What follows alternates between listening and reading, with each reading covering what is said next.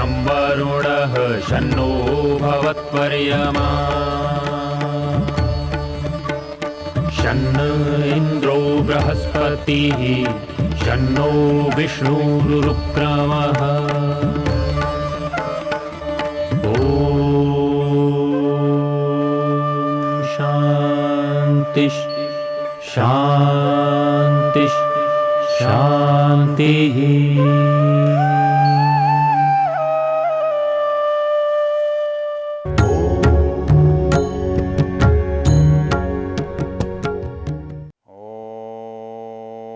उपत्वाग्ने दिवे दिवे दोषावस्तर्धिया वयं नमो भरन्तयेमसि। ओम शांति शांति शांति। इस वेद ज्ञान की गंगा में अवगाहन करते हुए हम वेद के पवित्र भावों का अनुभव कर रहे हैं। इस समय हम ऋग्वेद के प्रथम मंडल के प्रथम सूक्त के 7वें मंत्र पर विचार कर रहे हैं।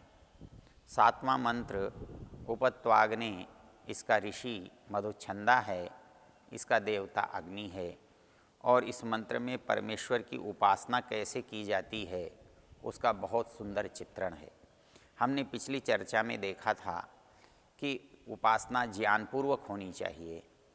उसमें प्रश्न उठा था कि ज्ञान हमें अपना भी होना चाहिए, ज्ञान हमें प्रकृति का भी होना चाहिए, ज्ञान हमें परमात्मा का भी होना चाहिए। तो हम अपने ज्ञान की चर्चा करते हुए हमने देखा था कि कैसे हमारा शरीर उपासना के लिए सक्रिय हो सकता है। तो उसको समझने के लिए हमने एक उदाहरण देखा था कि जैसे हम कोई भी काम करते हैं तो उसके अंदर आत्मा, बुद्धि, मन, इंद्रियां कैसे काम करती हैं, तो उस काम को यदि समझेंगे तो वो उपासना में भी हमारी समझ में आ जाएगा। हमने उदाहरण के रूप में देखा था कि एक व्यक्ति जो बोलता है, हम ये सोचते हैं हमने सोचा और हमने बोल दिया, लेकिन हमने सोचा और हमने बोल दिया इसकी प्रक्रिया में अंतर बहुत है। अर्थात बीच में बहुत सारी बातें घटित होती हैं जिनका हमें पता नहीं होता। इसको हमने एक व्याकरण के पंक्ति के द्वारा समझा था और वो पंक्ति थी, आत्मा बुद्ध्या समेत्यार्थान मनोयुंक्ते विवक्षया मनः कायाग्निमाहन्ति स प्रेरयति मारुतं मारुतस्तु रसि चरन् मंदम जनयति स्वरम्। इसमें हमने देखा था कि कैसे आत्मा बुद्धि से निश्चय करता है और मन को कार्य करने के लिए प्रेरित करता है। तो मन तक की जो प्रक्रिया है वो अप्रत्यक्ष है, अमूर्त है, हमको पता नहीं चलती है। और लेकिन जब चलती है तो वो प्रक्रिया कहाँ से शुरू होती है? ऊर्जा से। वो भी हमारे लिए अनुभव में है किंतु प्रत्यक्ष नहीं दिखाई देता है, उसको हम किसी तरह से जान नहीं सकते हैं। लेकिन नियम क्या है उससे पता चलता है कि हमारे अंदर जो बोलने की क्रिया हो रही है उसका मुख्य आधार वायु है, प्राणवायु है। ये प्राणवायु तब तक गति नहीं करता जब तक इसके लिए उचित परिस्थिति नहीं बनती, और इस परिस्थिति को बनाने का जो कारण है वो है अग्नि। जैसे बाहर आप एक उदाहरण से समझ सकते हैं कि हम नीचे कभी कभी सर्दियों में हवन करते हैं और हवन करते हुए हमको ऐसा लगता है किसी ने पंखा चला दिया है, पंखा चल रहा है। पता लगता है कि पंखे का बटन तो किसी ने दबाया ही नहीं है, पंखा तो चालू किया ही नहीं है, फिर पंखा चल कैसे रहा है? तो जो समझदार होते हैं, जिनका विज्ञान से थोड़ा सा परिचय होता है, वो ये जानते हैं कि नीचे अग्नि जलने से यहाँ का वातावरण गर्म हो गया, उष्ण हो गया और यहाँ की जो हवा थी वो ठंडी से गर्म हो गई। अग्नि के संयोग से वायु गर्म हो जाती है और संयोग से जब वायु गर्म हो जाती है तो गर्म वायु हल्की होती है क्योंकि उसमें जलीय अंश समाप्त हो चुका होता है, और ठंडी वायु में जलीय अंश होने से भारी होती है, तो नीचे की हवा ऊपर चली जाती है, ऊपर की हवा नीचे आ जाती है। ये सिद्धांत हमारी समझ में आता है कि अग्नि से वायु की गति होती है। वायु तो गति करता है लेकिन अपने आप स्थिर है, सब जगह समान है, तो कैसे गति करेगा? गति करने के लिए कहीं कम, कहीं अधिक, कहीं ऊंचा, कहीं नीचा होना चाहिए, तो उधर की ओर गति होती है, उधर की जैसे जल की गति होती है। तो उस गति को करने के लिए जो परिस्थिति है वो कौन पैदा करता है? कि वो अग्नि पैदा करता है, वो ऊर्जा पैदा करती है, वो प्राणवायु तब गति कर सकता है। जैसे कि अपने यहाँ शास्त्र में कहा गया है, हवा अपने आप में न ठंडी होती है, हवा अपने आप में न गर्म होती है। वो गर्मी से जुड़ जाती है तो गर्म हो जाती है, और ठंडी से जुड़ जाती है तो ठंडी हो जाती है। जब जल से जुड़ जाती है तो जल का उसमें समावेश होने से जल वाली वायु शीतल होती है और इसलिए वो भारी भी होती है। और अग्नि की वायु, अग्नि के में जलीय अंश अग्नि के द्वारा कम हो गया तो वो वायु हल्की भी होती है। तो इसके लिए हमारे यहाँ वायु को योगवाह कहते हैं कि वायु अपने आप में न ठंडी होती है न वायु गर्म होती है, वायु जिसके साथ मिल जाती है वैसी ही हो जाती है। योगवाह परम वायु संयोगाद उभयार्थकृत दाहकृत तेजसा युक्त सोमकृत सोम संश्रयात, शीतकृत सोम संश्रयात। इसका अभिप्राय क्या है कि वायु जो है योगवाहा है, इसका अपना न गर्म और ठंडा गुण दोनों अपने नहीं हैं। ये जिस वस्तु के साथ इसका भेंट हो जाती है, इसकी समीपता हो जाती है, वैसी ही इसकी परिस्थिति बन जाती है। आग के साथ मिल जाती है तो गर्म हो जाती है, और ठंडे के साथ मिल जाती है तो भारी और ठंडी हो जाती है। तो इस दृष्टि से जो जो चीज़ें ऐसी हैं उनका उपयोग उसके साथ होता है। तो शरीर में जैसे ही अग्नि गति करने लगती है तो वायु में हलचल होती है, तो वो वायु की हलचल जो है उस ओर जाती है जिधर से अग्नि उसे धकेल देती है, अग्नि अपना स्थान बना लेती है, तो वायु ऊपर की ओर चलने लगती है। तो ये वायु जब ऊपर की ओर चलने लगती है तो शब्द कैसे होता है? हमारे शब्द तो भिन्न भिन्न होते हैं, भाषाएं भी बड़ी भिन्न भिन्न होती हैं, वो भी शब्दों से ही पैदा हो जाती हैं। और शब्द जो है वो ध्वनियों से पैदा होते हैं। ध्वनियाँ वक्ता एक है, उसका मुख एक है, लेकिन ध्वनियाँ बहुत सारी निकलती हैं। तो ध्वनियाँ मूल रूप से वायु से बनती हैं, और वायु से बनने वाली ध्वनियाँ अलग अलग क्यों होती हैं? तो उस पता लगता है कि वो हमारे मुख के विभिन्न स्थानों से विभिन्न प्रकार से जब बाहर निकलती हैं तो ध्वनि होती हैं। जैसे हम बिगुल बजाते हैं तो हमारे बजाने से बिगुल की आवाज़ अलग तरह की निकलती है। हम वहाँ बिगुल साधन है, हम वायु को फेंकते हैं उसमें अलग निकलता है। दूसरे बाजों को बजाते हैं, बांसुरी को बजाते हैं, वहाँ अलग तरह से निकलती है। और कोई वाद्य यंत्र बजाते हैं जो मुख से बजाने का है, वहाँ अलग निकालती है। अर्थात मूल कारण तो वायु होता है, लेकिन वो वायु जिन जिन साधनों में से, जिन जिन स्थानों या मार्गों में से गति करता है, तो उनके घर्षण से, उनके बाहर निकलने से शब्द होता है। वो शब्द आप जैसा साधन देते हैं वैसा हो जाता है। इसलिए हमारी एक ही वायु से निकलने वाले शब्द ध्वनियों के कारण भिन्न भिन्न हो जाते हैं। तो इस तरह से हम इस शरीर से आत्मा जो चाहता है उसे प्राप्त करता है, उसे प्रकट करता है, उसको जानता है, उसको जनाता है। तो अब शरीर से ही ये सब काम होते हैं, तो उपासना भी शरीर से ही होती है। इसीलिए कहा गया कि भाई शरीर से नहीं होती तो मन को नियंत्रित करने के लिए कहने की आवश्यकता ही नहीं थी, क्योंकि मन के द्वारा ही तो संसार से संबंध बना है, मन के द्वारा ही तो संसार की वस्तुओं से हमारा परिचय होता है, मन के कारण ही तो हम संसार की वस्तुओं का उपयोग करते हैं। इसीलिए हम संसार से बंद करना चाहें, अपने को छूटना चाहें, तो हमें मन को रोकना पड़ता है। मन के रुकने से सब कुछ रुक जाता है। जैसे चलती हुई मोटर का आपने लाल बटन दबा दिया और चलती हुई मोटर रुक गई, पानी का गिरना बंद हो गया, बल्ब का जलना बंद हो गया, बिजली का जलना बंद हो गया। तो वैसे ही शरीर में जो कुछ क्रियाएं हैं वो आत्मा, बुद्धि, मन, इंद्रियां। तो इसलिए उपासना करते समय क्या करना होता है, क्या करने से उपासना होती है? वो कहता है कि हमारी जो मन की जो वृत्तियां हैं वो जब रुक जाती हैं, तो रुक जाती हैं, बाहर नहीं जाती, तो बाहर दिखाई भी नहीं देगा, सुनाई भी नहीं देगा, बोला भी नहीं जाएगा, किया भी नहीं जाएगा, कुछ भी नहीं होगा। तो वो जो परिस्थिति होती है वो शरीर से होती है। अर्थात जैसे आप संसार का व्यवहार शरीर से करते हो, वैसे ही उपासना भी आपको शरीर से ही करनी होती है, शरीर से ही प्रारंभ होती है। तो मन जो है वो बीच में इधर से उधर और उधर से इधर होता रहता है। इसके लिए शास्त्रकारों ने एक उपमा दी है। वो उपमा ये दी है कि जैसे एक मगर है, नदी में विचरण करता है। वो कहाँ तक जा सकता है?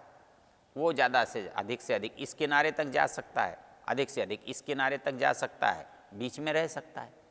वैसे ही हमारा मन दिन भर इसी तरह रहता है, कभी इस किनारे रहता है, कभी उस किनारे रहता है, कभी बीच में रहता है। तो संसार में हमारा मन रहते हुए कब किनारे रहता है, कब बीच में रहता है, कब उस किनारे रहता है, इसका पता कैसे चलेगा? ये उपासना से संबंध रखने वाली चीज़ है। उपासना में ही मन का स्थान बदलता है, मन की क्रिया बदलती है, मन की गति बदलती है। सामान्य रूप से सांसारिक परिस्थिति में मन बाहर की ओर होता है, वो बाहर देखता है, बाहर की सुनता है, बाहर ही करता है। तो ये जब बाह्य वृत्ति वाला होता है तो मन इस किनारे पर होता है। जब मध्यम वृत्ति वाला होता है तब बाह्य वृत्ति तो बंद हो जाती हैं, लेकिन अंदर की वृत्ति बंद नहीं होती। उसका कारण क्या है? उसका कारण ये है कि मन कभी निष्क्रिय नहीं रहता, और मन निष्क्रिय नहीं रहता इसलिए आपने बाहर उसे रोक दिया तो अंदर की क्रियाएं करता रहता है। और यदि उसे आप अंदर भी रोक दे तो वो दूसरे किनारे की तरफ चला जाता है। तो हमें कैसे पता लगे कि हमारा मन किस किनारे पर है? इस किनारे पर है, मध्य में है, या उस किनारे है? इसके लिए नियम ये है कि जब वो संसार से जुड़ा होता है तो बाहर होता है, जब वो अंदर जुड़ा होता है तो बाहर की क्रियाओं से विरत होता है, और जब वो बिल्कुल अंदर जुड़ा होता है, दूसरे किनारे पर चला जाता है, तो उसके अंदर और बाहर दोनों, भीतर की दोनों क्रियाएं बंद हो जाती हैं। इसके लिए बहुत सुंदर एक प्रसंग आता है, वो प्रश्नोपनिषद में है। प्रश्नोपनिषद में पूछा गया है कि बताओ, शिष्य गुरु से पूछ रहा है कि गुरुजी बताओ, इस शरीर में कौन सोता है, इस शरीर में कौन जागता है, किसको कौन स्वप्न देखता है, किसको स्वप्न दिखाई देता है, किसको सुख होता है, और ये सब किसके अंदर समाहित है। इन सब प्रश्नों का उत्तर क्रमशः देते हुए ऋषि एक बात कहते हैं। कहता है इंद्रियां सोती हैं। इंद्रियां सोती हैं का मतलब, जब कोई सोता है तो निष्क्रिय हो जाता है, तो हम उसे कहते हैं ये सो रहा है। जब वो सो रहा होता है, न बोल रहा होता है, हंस भी नहीं रहा होता है, सुन भी नहीं रहा होता है, शरीर का कोई काम नहीं कर रहा होता है, तब हम कहते हैं ये सो रहा होता है। तो कहता है इंद्रियां सोती हैं, अर्थात इंद्रियां निष्क्रिय होती हैं। उदाहरण दिया गया है कि जैसे मन सूर्य की तरह, जैसे सूर्य अपनी किरणों को समेट लेता है तो धरती पर, पृथ्वी पर अंधकार छा जाता है, तो वैसे ही मन जब इंद्रियों से अपने को समेट लेता है, इंद्रियों की सक्रियता को पैदा करने वाली ऊर्जा को अपने अंदर वापस ले लेता है, तो इंद्रियां निष्क्रिय हो जाती हैं, शिथिल हो जाती हैं, तो उसको हम सोना कहते हैं। तो वो कहता है कि इंद्रियां सोती हैं, तो क्या मन भी सोता है? कहता है नहीं, मन कभी नहीं सोता। मन तो सदा जागता ही रहता है। वो आप बाहर देख रहे हो तब भी मन जाग रहा होता है, आप सो रहे होगे तभी मन जाग रहा होता है। हमें कैसे पता लगे कि मन जाग रहा है? जैसे बाहर पता लगता है मन जाग रहा है, वैसे ही भीतर भी पता लग जाता है कि मन जाग रहा है।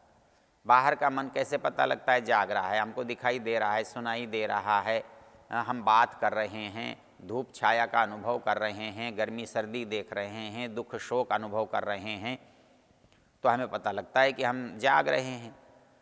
बिल्कुल यही परिस्थिति हमारे साथ शरीर के अंदर भी होती है। जब हम, इंद्रियां तो हमारी निष्क्रिय होती हैं, बल्कि ढकी हुई होती हैं, आँखें बंद होती हैं, लेकिन फिर भी हमारे अंदर जब हम सो रहे होते हैं तो हम स्वप्न देखते हुए होते हैं, हम किसी से स्वप्न में बात करते हुए होते हैं, हम डरते और मारते हुए भी होते हैं, हम लड़ते हुए, जीतते हुए, पराजित होते हुए, भागते हुए भी होते हैं। हम अंधकार प्रकाश का भी अनुभव कर सकते हैं, सुख दुख का भी अनुभव कर सकते हैं। तो ये कौन करता है? क्योंकि बाहर तो इंद्रियां कर रही हैं, अंदर कौन कर सकता है? तो कहता है कि कर सकने की क्षमता किसमें है? जो क्षमता है वो मन में है। उपनिषदों में एक बड़ा रोचक प्रश्न उठाया है कि हम बाहर तो सूर्य के प्रकाश में देखते हैं, विद्युत के प्रकाश में देखते हैं, दीपक के प्रकाश में देखते हैं, कोई भी हमारे पास प्रकाश का साधन है तो आँख बाहर देख सकती है। चलिए आँख बंद है तो बाहर आँख नहीं है, तो अंदर आँख कौन है? क्योंकि आँख तो आँख होती नहीं है, वास्तविक आँख तो मन है। तो मन ने बाहर की आँख से अपने को हटा लिया तो वो अंदर की आँख से बनकर देख रहा है, तो मन की आँख से देख रहा है। तो मन की आँख से देखने वाला तो आँख तो हो गई, किंतु उस रूप को दिखाने का प्रकाश कौन है? तब वहाँ उपनिषदकार कहता है, शास्त्रकार कहता है कि हमारे शरीर के अंदर प्रकाशमान पदार्थ आत्मा है। जैसे बाहर सूर्य प्रकाशमान पदार्थ है और इस सूर्य के प्रकाश में सब कुछ बाहर दिखाई देता है, वैसे ही हमारे अंदर, हमारी जीवात्मा में आत्मा का प्रकाश है। हमारे अंदर यदि और गहराई में चले जाएं तो परमात्मा का प्रकाश है। जब परमात्मा के प्रकाश में जाते हैं तो सारी दुनिया के प्रकाश से हम जुड़ जाते हैं। जब हम अपने अंदर जाते हैं तो अपने जीवात्मा के प्रकाश से जुड़ते हैं। जब जीवात्मा के प्रकाश से जुड़ते हैं तब हम स्वप्न देखते हैं। हम जब परमात्मा के प्रकाश से जुड़ते हैं तब हम मोक्ष का अनुभव करते हैं, परमात्मा का प्रत्यक्ष करते हैं। अर्थात बाहर के प्रकाश में, सूर्य के प्रकाश में संसार दिखता है, आत्मा के प्रकाश में स्वप्न दिखता है, और समाधि, ईश्वर के परमात्मा के प्रकाश में, समाधि में परमेश्वर का साक्षात्कार होता है। तो प्रकाशमय ये संसार है। इस प्रकाशमय संसार में ही हम अनुभव कर सकते हैं, हम देख सकते हैं। तो प्रकाशमय होने पर हमको कोई चीज़ अनुभव होती है। जब हम बाहर के प्रकाशित संसार को देखते हैं तो संसार प्रकाशित हो रहा है, और जब अंदर के संसार को हम देखना चाहते हैं तो वहाँ प्रकाश तो हुए बिना प्रकाश कैसे है? तो वो प्रकाश आत्मा का है। और उसके भी अंदर जब हम चले जाते हैं, जब हमारे स्वप्न भी पीछे छूट जाते हैं, तब हम जिसका साक्षात्कार करते हैं उसको साक्षात कैसे देखते हैं? तब उसको उसकी परमात्मा के प्रकाश में देखते हैं, परमात्मा के आत्मा के प्रकाश में देखते हैं। जब इस तरह से हम अनुभव करते हैं तब हमें पता चलता है कि ये जो मन है जब इंद्रियों से जुड़ता है तो आत्मा को इंद्रिय संसार दिखाई देता है, और जब ये मन केवल अंदर रहता है तो अपना संसार बनाकर स्वप्न देखता है, और इसका ये मध्यम स्थान होता है। हम कहते हैं ये सो रहा है। मनुष्य तो भले ही सोता हुआ होता है किंतु मन जागता हुआ होता है, मन कभी सोता नहीं है। और जब वो न तो जागता है और न वो सुषुप्ति में है तो ऐसा मन स्वप्न में होता है। स्वप्न में मन कैसे काम करता है इसको हम समझेंगे तो उपासना को भी समझ सकेंगे।